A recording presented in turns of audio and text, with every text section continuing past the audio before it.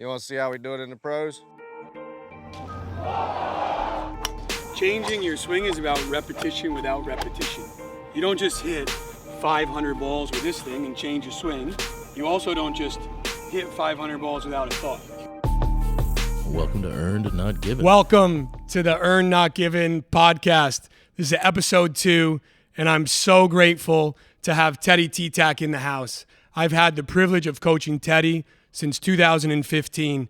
Through these 9 years, we've had incredible times, ups and downs, and hopefully through today's conversation, we can share some of the reasons why our relationship has flourished, why he's excelling at this sport, and how we became not just a coach and a student, but great friends through this journey. So, Teddy, welcome to the pod, bro. Thanks for having me, ZP.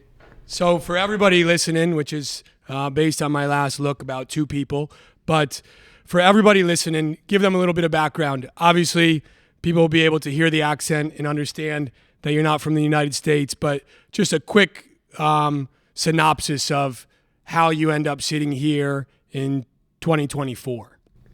So I'm originally from Slovakia. I've been in the States since about 2007, and my golf journey has taken me through the hands of many great coaches. And in 2015, I ended up in your hands, and that's how we ended up here. That's how our relationship has developed over time, where you're almost like another father figure to me, and it has been very special. And the journey that we're on right now together, I think, is only beginning. I agree, and let's give some context to these people, right? You came to Florida as a young golfer, you moved to Bradenton, you attended the IMG Academy. You came here when you were 11? I was 7 years old when I started at IMG Academy. 7 years old, moved from Slovakia to a full-time junior golf academy. You played the junior tours. At that time, I think Teddy looked like he was 20 years old, but he was only 7. Still growing, still getting bigger. Every time I go someplace, I just tell him it's my bodyguard, not my student. But so at 7, you're competing in the U.S., trying to get better. What made you and your family take that jump from Slovakia to the U.S.? So primarily, it's the weather isn't the greatest in Europe. And the first time I came here was in the winter of 2007, tried out IMG Academy. And we figured out that there was a great program there where you had half-day school, half-day sports, and that really appealed to my parents. They were like, okay, you can do your education, but at the same time develop your golf game as a young golfer at the time, and it has been very beneficial to my development as a human overall. Yeah, and then our paths crossed at some junior tournaments. I would see you, but we didn't really know each other. You were probably just beating my kids' brains in, hitting it 300 yards at like 11 years old. But at a point, you decided to come to an academy where I was the director, and you came there and you flourished you joined Bishopsgate in 2015? Yeah, 2016. Yeah, and so I had the privilege of then coaching you and being a part of your development, and we had some crazy times there. You spent one summer getting ready for the U.S. Junior, and everyone that knows me knows like I'm about how to practice and how to create adversity, right? And to have that optimal challenge point. I created a task for Teddy on the golf course that was probably too hard. I think it took us almost a month to complete, and we never actually completed it. I actually have not completed that task, and it's been, 7 years?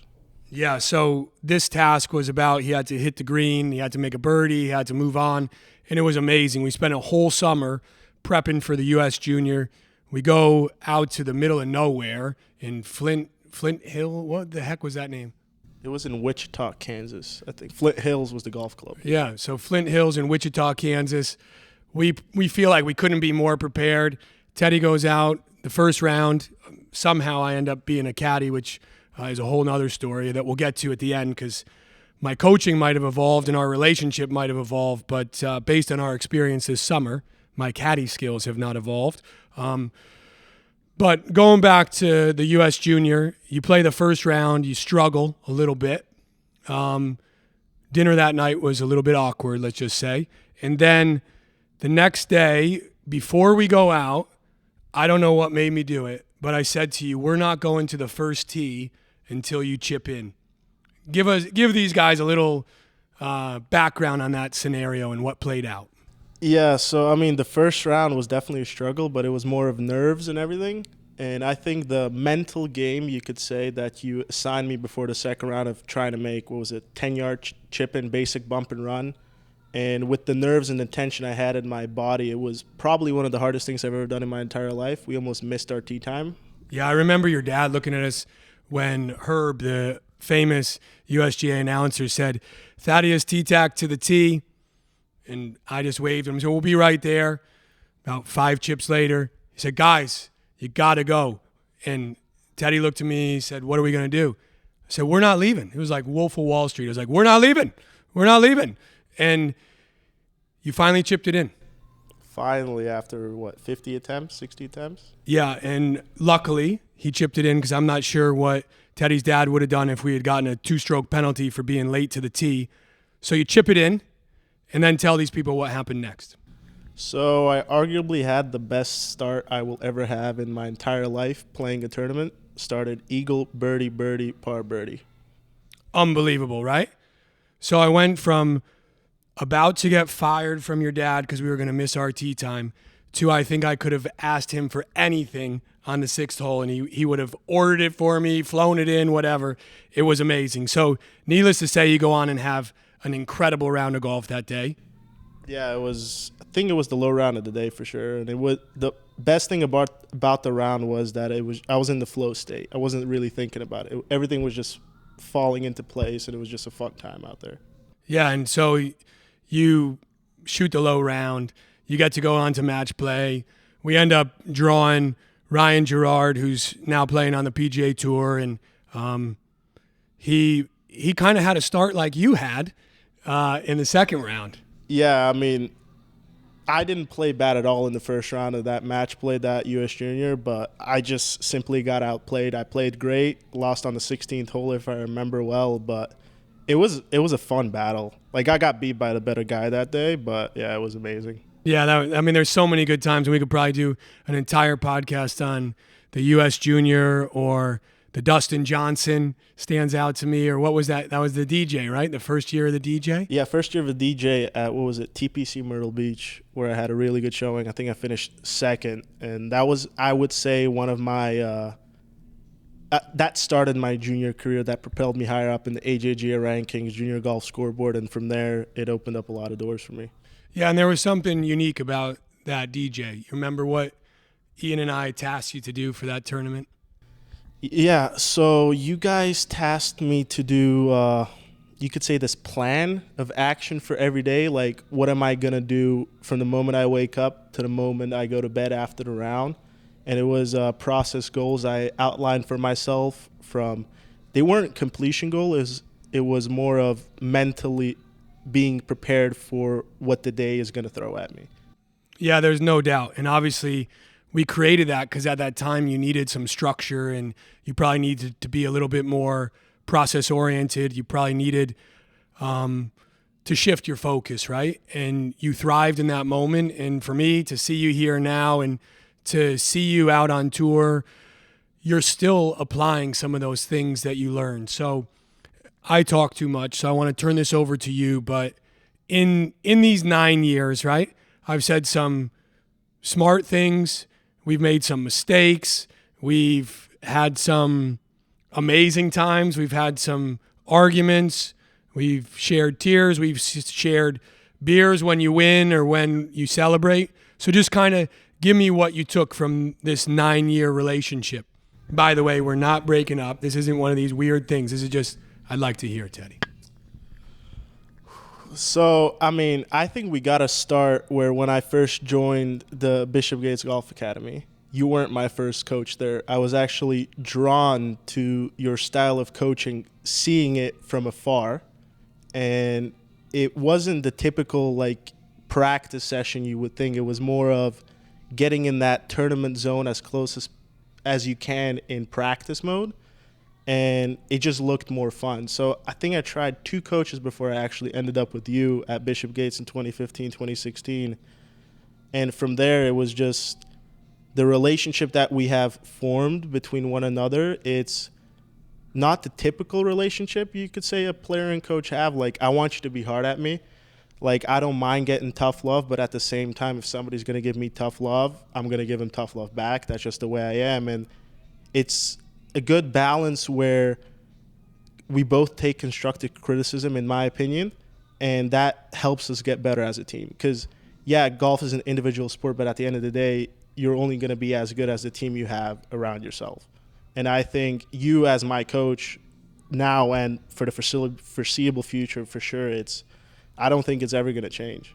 Yeah, well, I appreciate that, man. I think in the 9 years, obviously seeing you excel as a golfer has been amazing, but you've transformed yourself as a human. When I first met you, I don't think the gym was your favorite place. I don't think you valued some of these styles of practice that we talked about, and now you do them all the time. The cool thing about our relationship is you're here now kind of wrapping up your winter camp, if you will. You come here and you train for a couple months, and then you go on and you play Challenge Tour events, Pro Golf Tour events, and who knows, right? You play good in those and you're in the DP, or you're going to Monday qualify for a Corn Ferry. But seeing your evolution as a person is amazing. For the listeners to understand, the real goal for me with this podcast is not to have you tell me nice things or me to tell you nice things, but let's add value to the listeners with what does it actually look like to be a professional golfer like yourself.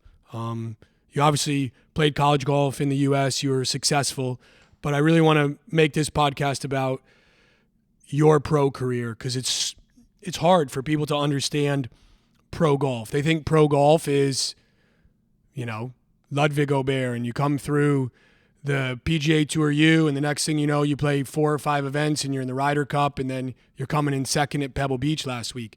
Your journey's different.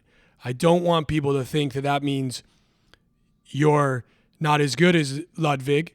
It's just different. So can you explain kind of what pro golf looks like, what you're playing, and ultimately what those aspirations for you as a pro are?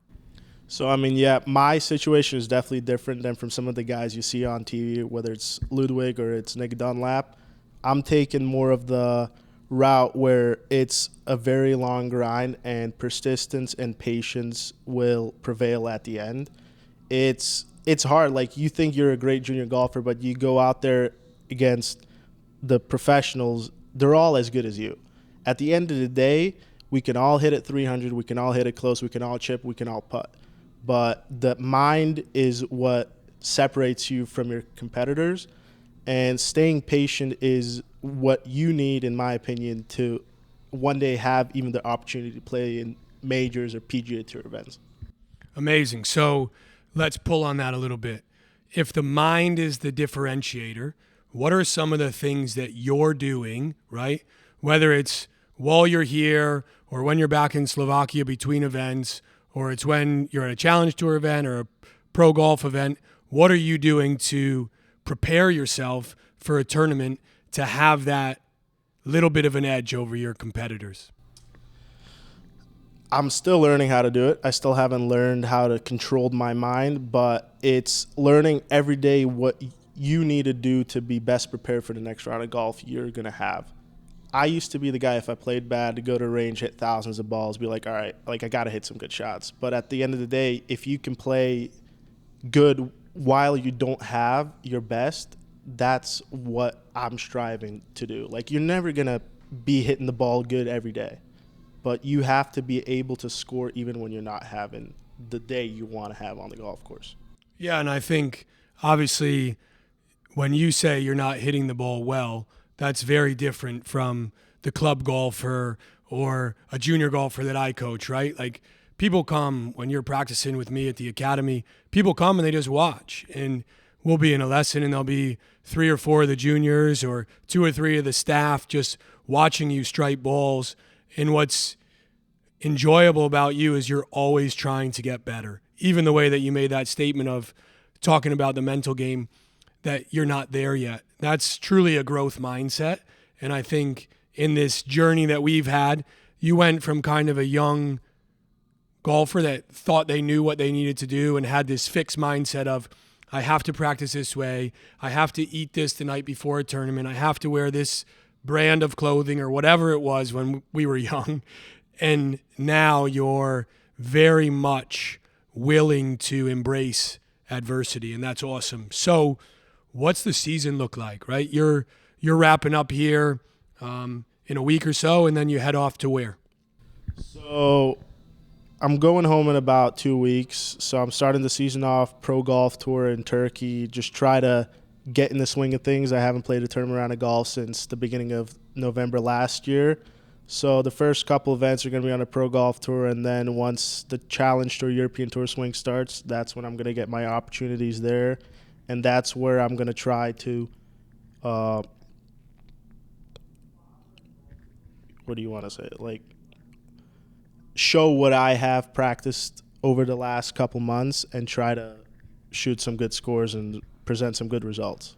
So obviously you set goals, and we talk about goals and we talk about all those things, but the coolest thing for you is that you're not trying to be where you're not yet, right? So you're playing these pro golf events. If you finish inside the top 5 in that order of merit, you automatically get to skip through a few stages of DPQ school. But these Challenge Tour opportunities, you've had some. You've already won once on the Pro Golf Tour. You've played a lot of events. What have you learned since you've started your professional career that maybe you're going to be able to apply this year? I think the most important thing I've learned so far is learn to say no. Learn to say no, don't go hit balls, don't go practice, put the clubs in the car, hotel room, whatnot, and just reset the mind for the next day. Because if you're playing back-to-back weeks, like, it's long. You're playing a couple practice rounds. You're playing every day, hopefully, if you make the cut. And being able to say no and conserve your energy and be very thoughtful with your practice and when you get to practice during a tournament is something that I am still learning. But I have learned so much over the last season and a half I've been a professional, where I think that's going to help me going forward, because now I know I won't do the same dumb mistake twice. Yeah, that's awesome. And you also do something that's very impressive. Can you talk a little bit about the way that you train on the road physically, the way that you recover, and the practices or habits that you put in place to have your body at an optimal performance? So, like you said, I wasn't really a big guy in the gym, but my gym journey, you could say, started during COVID, where everything was shut down, and I was like, okay, let's use this time wisely. So I literally spent 4 or 5 hours in the gym every day. You couldn't do anything. Everything back home was closed. And I learned that, okay, so I'm going to the gym. Now my body doesn't hurt. Oh, I'm more flexible. Oh, I can hit it farther. I can hit shots I didn't think I could hit before, because now my body is more stable than it was before. And now with the coach I'm working at back home, Sebastian Smolenyak, we've put a large emphasis on, since golf is such a one-sided game, balancing it out.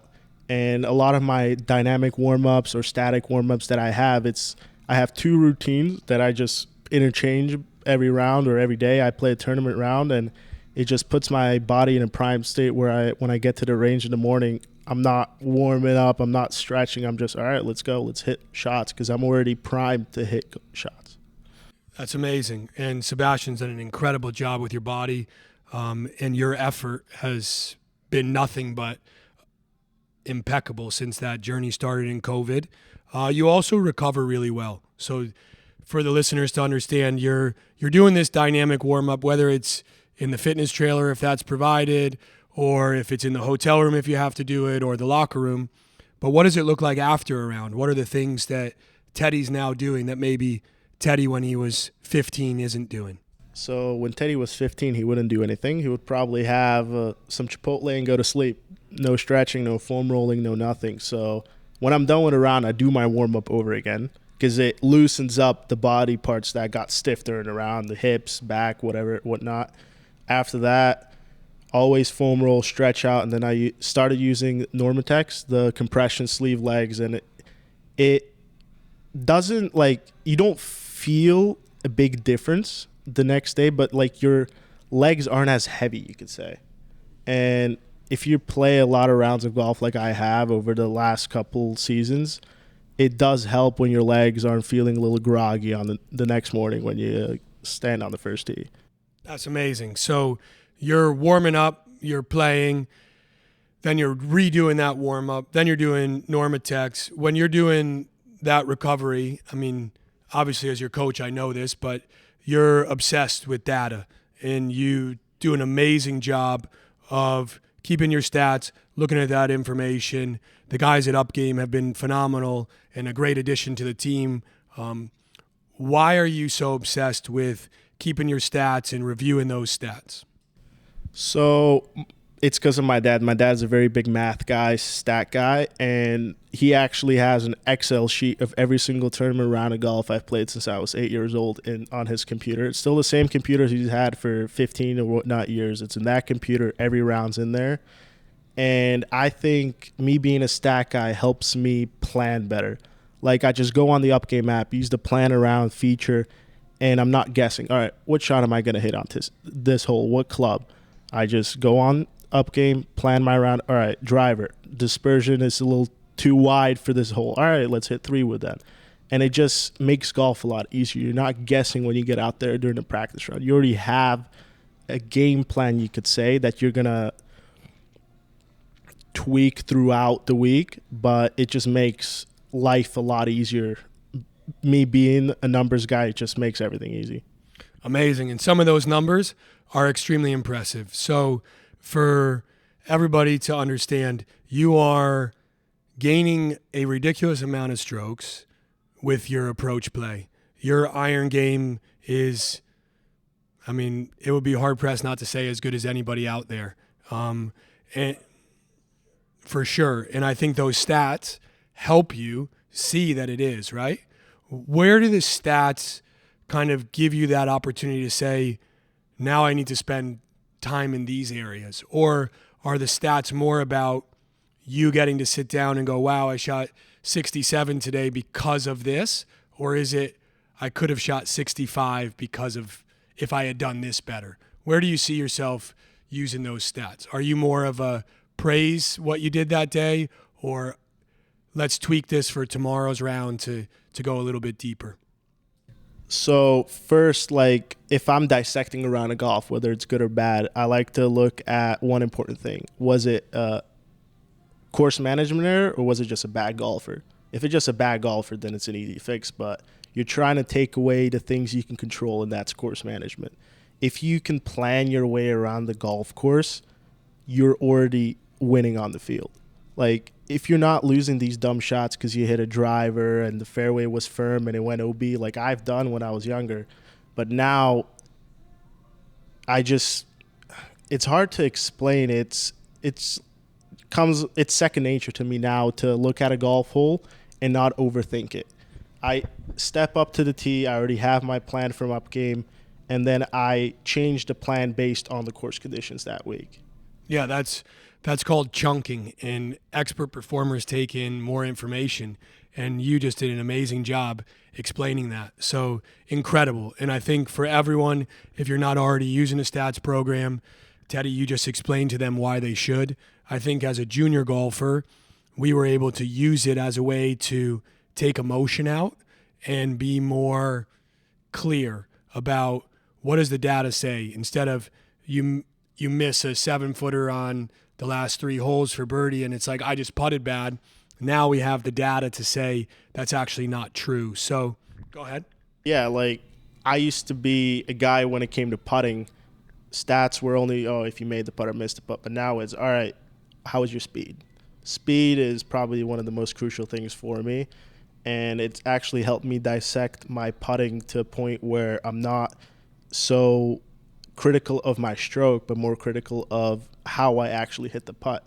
Was the putt the right speed for this line? Was it not? And that has definitely helped me see an improvement in my putting. It's not great still, by no means, but I'm seeing those small changes that have helped me improve some parts of my putting that are helping me overall in my golf game.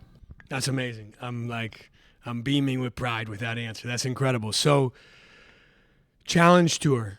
The name itself actually is amazing because it is a challenge, right? Sometimes you're out there and you play an event, and some people don't even know this, but there's multiple events on a Challenge Tour where you can't even hit driver on the range. You have to go over to that little net and hit in the net. So when people see this week, they see the Waste Management and they see the 16th hole and they see this incredible display of golf heaven. That is actually not what pro golf is. That's what pro golf is at the highest level. But can you shed some light on what it's like to warm up hitting a driver into a net, or what is it like on the Challenge Tour? So if we're not allowed to hit driver on the range during Challenge Tour events, like as players, we complain a little bit about that. So maybe we'll hit a couple 50%ers, or maybe we'll hit left or right if there's a field left or right at the driving range and try to hit some. But yeah, I mean, it's hard. Like at that point, you're only trying to warm up. You're just trying to make contact with the face of the driver. And then once you go to the first hole, if it's a driver, you're like, all right, I don't know how I was hitting it on the range. So what are we going to do here? So I tend to club down, and I'll just hit a hybrid or hit a 3-iron or 3 with a club I was able to hit on the range, just so I don't start the round off bad. But golf is definitely not as star-spangled banner, you could say, as it is on the PGA Tour on the lower levels in Europe, for sure. Yeah, and Casey and I were talking about this before. It's different, right? And especially with what's going on in golf right now, the huge injection of money into the PGA Tour or LIV or whatever. My concern is what it looks like for you guys and what it looks like for that up-and-coming player if there becomes this super world tour. That obviously affects you, right? Because it's going to be now you have to go through multiple tours. So kind of, I don't mean to put you on the spot, but what's your take on where we're going? And not so much is this right or is this wrong, but this is your business and this is what you do for a living. So obviously you're very switched on. What's your hope with what golf looks like in 2025 when you have a full card? What's the pathway for you to get from where you're going to be at the end of this year to that ultimate goal? So I don't want to put any unnecessary pressure on myself, but with the way golf is going and the injection of money from the Saudi whatnot, I want to get on DP as fast as possible because I think those are the guys that are going to have some sort of certainty as to are they going to be playing golf that year? Are they going to be making money that year? And I think it's just going to become just a harder situation for developing guys who out of college or just turned pro to make their way up on the tours. And at the end of the day, we all want more money. More money is always great, but I think the world of golf has only been looking at the guys who already got the money. We're out there on the Challenge Tour, Pro Golf Tour, at least you finish top 5. You're not making any money that week. You're going home with a loss. So it would be nice if the world of golf as a whole looked at not only the top 40, 50 guys in the world, but actually the guy who is 400 in the world right now. Because, yeah, it's tough. It's not easy unless you have actually made it and you're playing top PGA events or you're a top DP World Tour player. Yeah, I think you said it great. I see some of these events and, guys are sharing rooms together. Guys are cutting expenses. And I think in Europe, you guys call them trolleys. Instead of having a caddy, they're just strolling this thing behind them or pushing it in front of them. I can't remember which way you guys do it in Europe. I think it's behind. Yeah, we push here, so I don't know. We can debate that later. But it's so different, right? And for me, I don't necessarily care if what they change. I just hope they start to invest in guys like yourself who have evolved so much from that 7-year-old that came over from Slovakia to now you being, some people might say you're living your dream. And I just don't want it to be so difficult for someone to make it through, whether that's the financial burden of playing these smaller tours or it's just this impossible barrier to break through unless you're already one of the top 50 in the world. So I really hope we can do this podcast next year. And like you said, you're not trying to put pressure on yourself. That's what's amazing about 2024 Teddy T-Tac is this year is about you just embracing the opportunities and stepping up in the moment.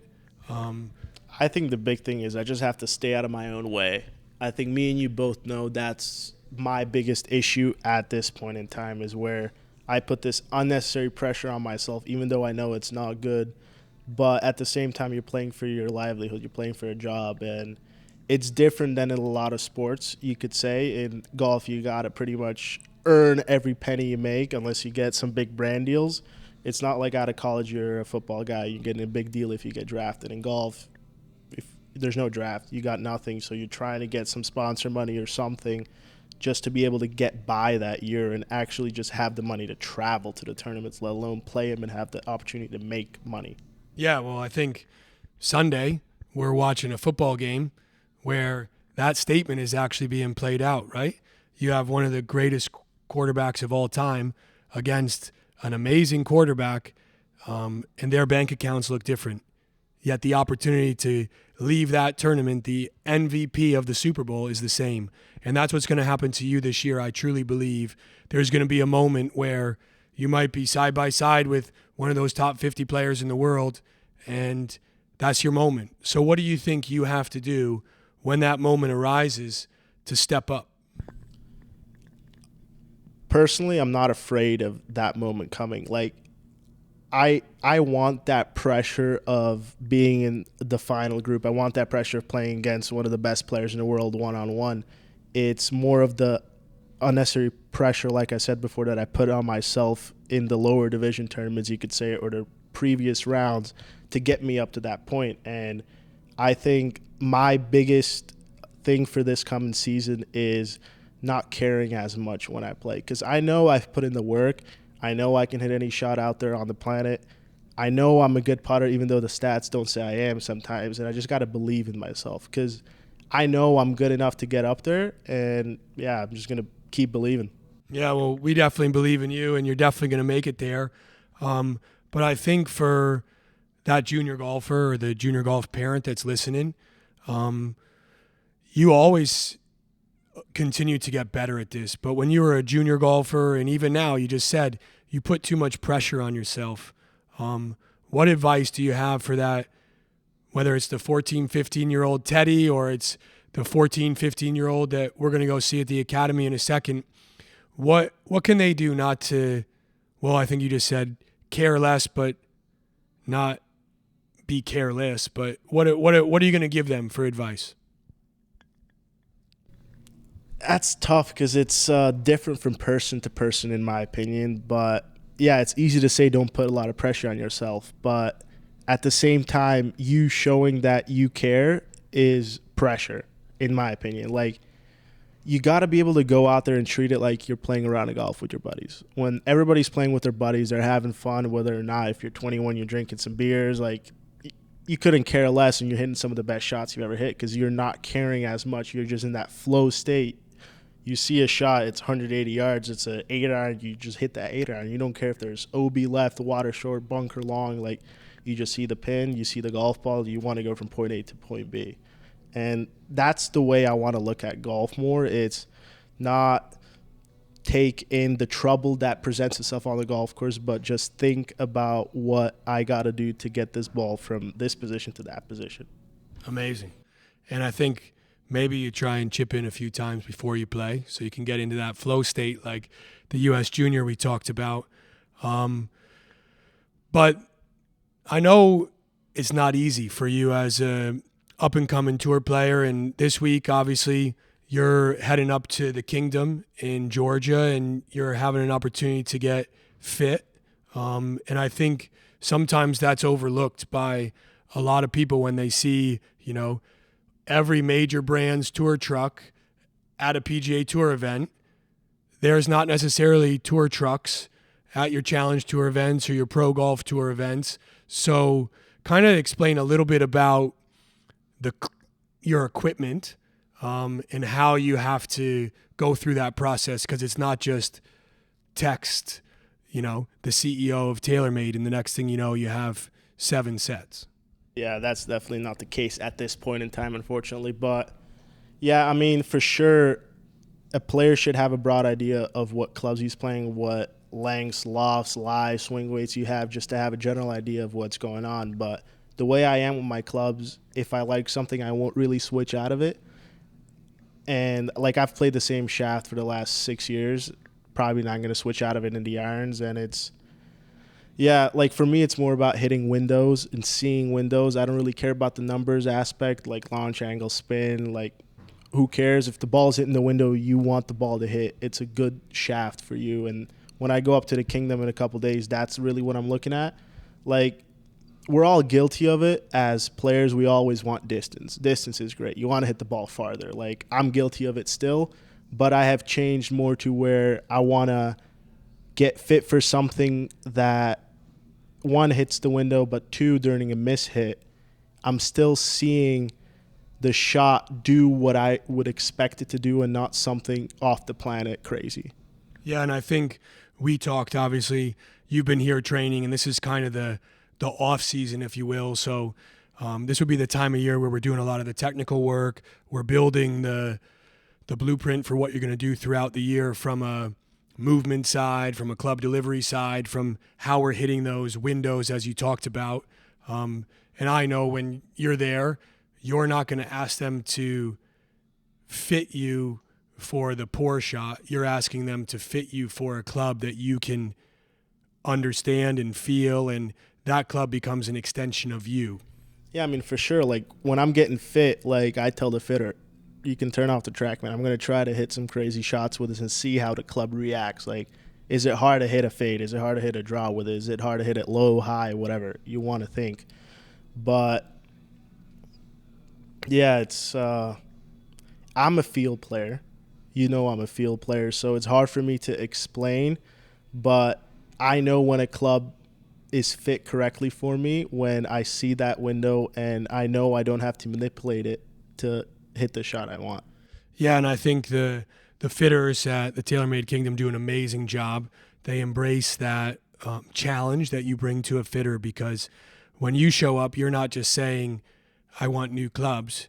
You're going to see, is this new lineup of clubs worthy of going into Teddy's bag, right? It's not like you're going there to buy a set of clubs or to get a set of clubs. You're going there to see, is there something that I can add to my game that's going to give me a little bit of a marginal gain, right? Yeah, I mean, for all the juniors watching this and whatnot, a new club is not always the best club, in my opinion, and that's the way it's going to be. Like, I have a hybrid that's, I think, 6 or 7 years old right now in my golf bag, and that club will not go out of my bag unless it breaks, snaps, cracks, or whatnot. So I'm just going there with an open mind. I'm willing to try the new product, but if it doesn't work, it doesn't work. You're not going to put it in the bag. Like, at the end of the day, it doesn't matter what brand or how old the clubs are. If they do what you want them to do, then that's the right club for you. Yeah, how important is the aesthetics of the club? I mean, we've known each other for 9 years now, and you've been a TaylorMade guy for a long time. At one point, they had a white driver head, and that was the hardest thing for some golfers to get used to. And then they did different things. So what about the aesthetics of the club, or is that not? In irons, for sure, aesthetics is a big thing for me. Like, if I don't like what I'm looking at, I'm not a fan of it. Even if it works, like, that's probably my, you could say, worst trait when I get fit. Like, we'll find something that works numbers-wise but doesn't look right. Like, I don't really want to hit it. But with the woods, like, I'm really open to it. Like, I used to be a guy, like, when Titleist had those smaller heads, bigger heads, I think they still do. I always wanted the smaller head. Now I'm the guy, like, give me the big, fat, chunky one. Like, it's easier to hit. I want it. Like, I don't want to make golf harder for myself. Funny, when you were a junior golfer aspiring to be a tour player, you wanted the tour head. And now that you're a tour player, you want the big head. When I was younger, I think I was like 8 or 9, and my dream set was Mizuno blades. And I would not want to touch those things with a 10-foot pole right now. Like, I want the cavity back. I want the easy to hit when I hit it off the toe, hit it off the heel. Like, I still want the ball to go a reasonable distance and not go short. For sure. Last thing on clubs, how important is the ball?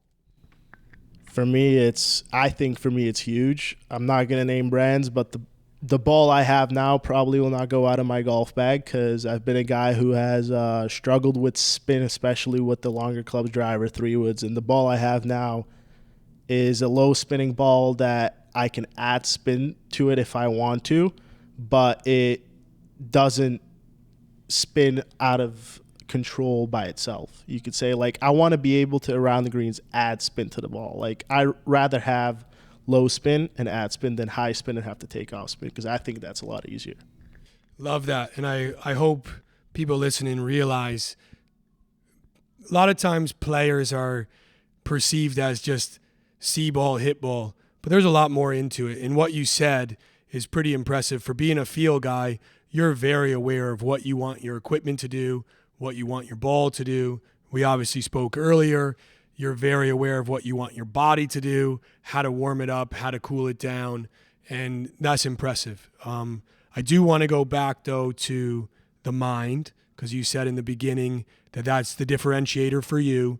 So as you prepare for 2024 and people tune in and they follow your success, what are the skills or the traits or the attributes that people are going to see this year that maybe is different from years past? They're definitely going to see a calmer Teddy T-Tack on the course, in not as anxious, not as wanting to make birdies fast, like a guy who's willing to wait and be patient, whether it be 6 holes or 16 holes, being willing to wait for the opportunity. Like, golf is not just one round. Like, you still have 2 rounds before the cut in most pro events. So even if you don't play well the first round, you still have the second round to get your name in the cut line, or if you don't make the cut, it happens. It's golf. Like, you see some of the best guys in the world. Like, they'll go out and win a tournament next week, they'll miss the cut. Like, yeah, it happens rarely, but it's something as golfers that we have to accept, that it's not going to be the best day out there every day.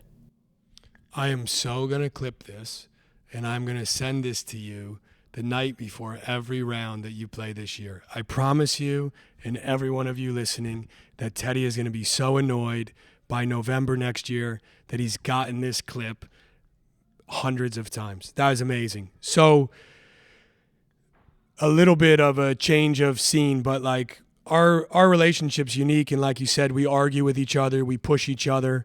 I think you said you like tough love, but you also give tough love. I think sometimes the listeners and sometimes parents need a little bit of that tough love as well. And I think you can give that to them. And I think you have given that to them today with explaining some of the things that you've done. But there's a few things that I think you can still add value to. So I'm going to challenge you on this. But if Teddy was who he is now, when he was 15, what opportunities for growth would you have lost? Because I think a lot of parents want their kid to be perfect at 14. And I think you're this amazing human and incredible golfer now because you were stuck in your ways for a long time, because you felt like you knew more, or it was all about one specific thing and you weren't willing to change. So you think I'm wrong on that, or? When I was younger, yeah, I wanted to strive for perfection, but as I got older, I realized there's no such thing as perfection, unfortunately, in this game. Perfection is what you perceive it to be. So if I was the same I am now when I was 12, 13, 14, I don't think I would have been where I am today, even though I'm not any place special at this point in time, but I have had some opportunities people would die for. So yeah, I think not being perfect is actually a privilege. If you're not perfect, you can learn every single day. And I think that's what you have instilled in me over these years. I think that's amazing. And I need you to know you are actually at an amazing place. And there are players that I coach that have dreams of playing college golf, and those become a reality. There's players that I coach that dream of being on a professional tour, and they become a reality.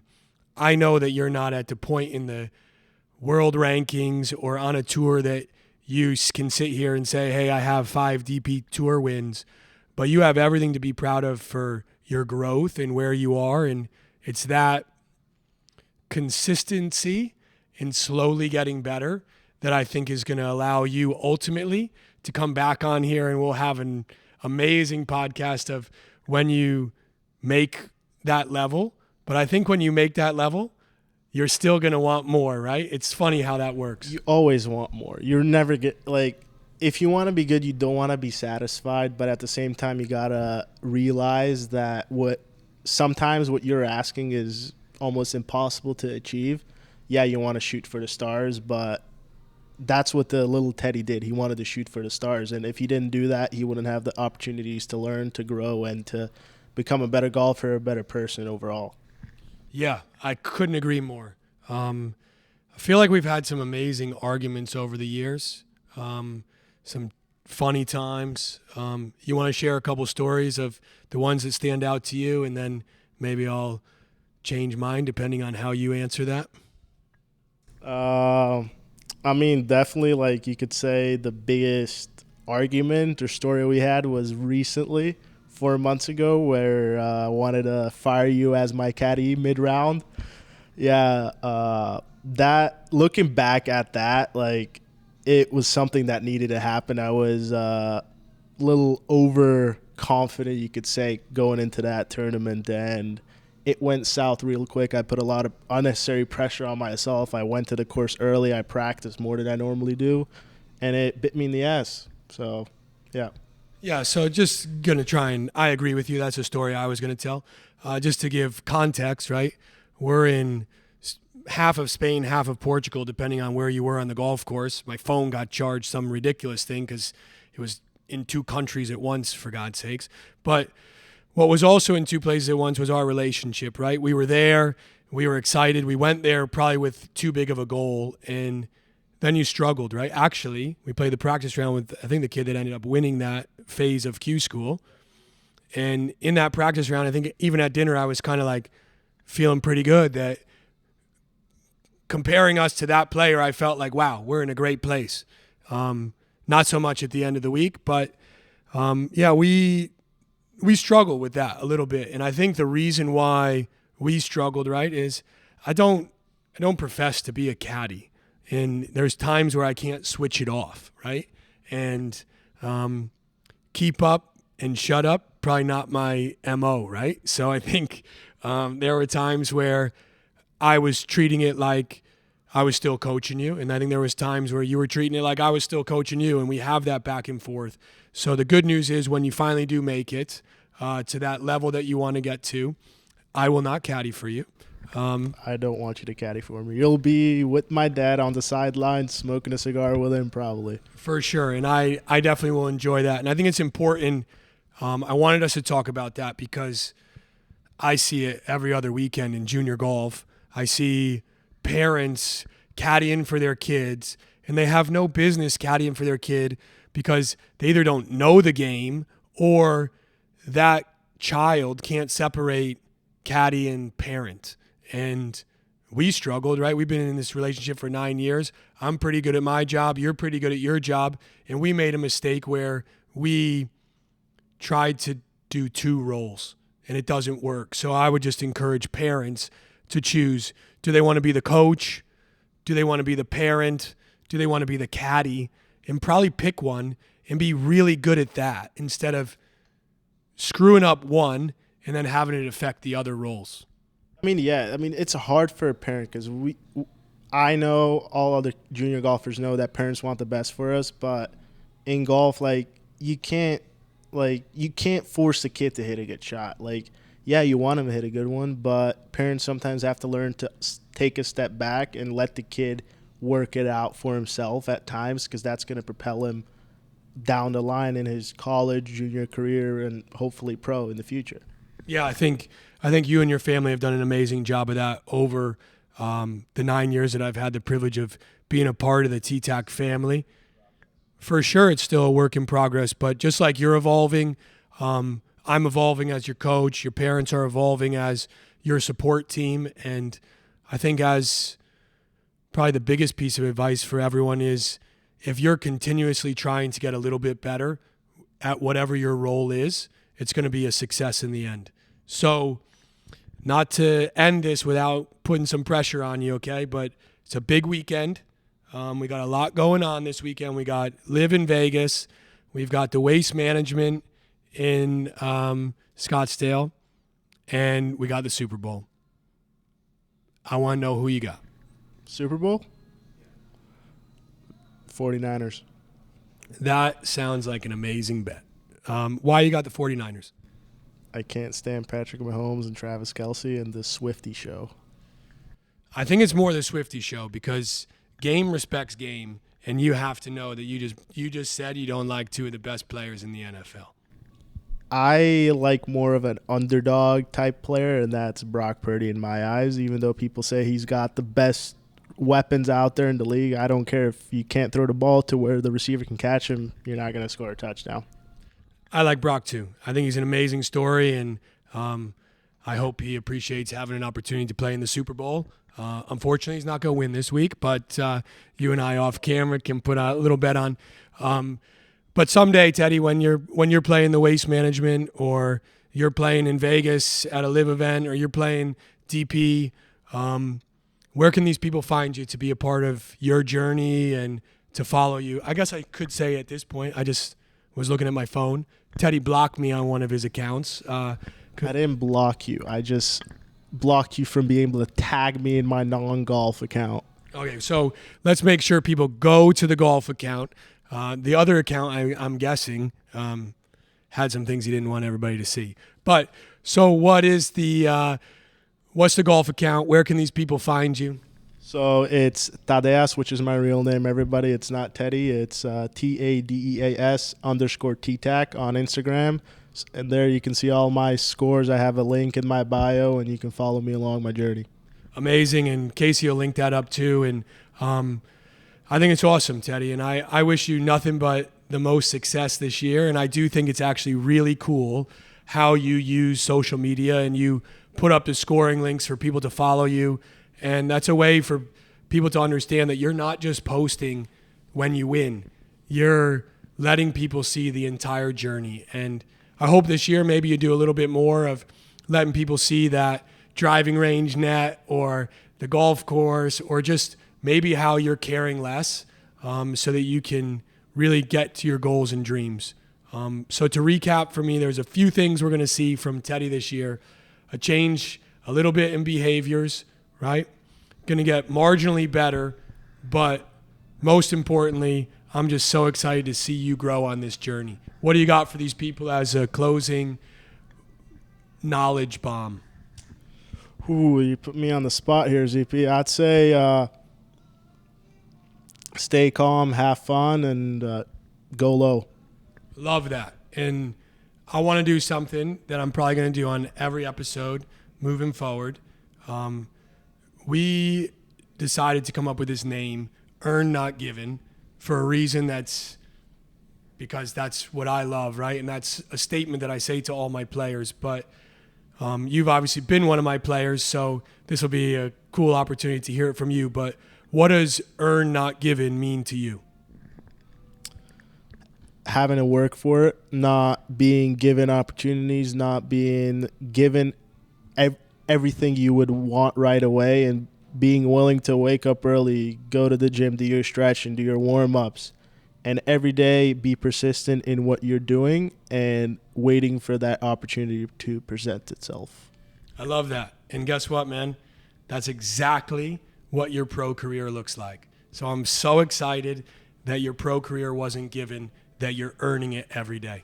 Guys, go follow Teddy, and go Chiefs. Go Niners. Thanks, guys. You want to see how we do it in the pros?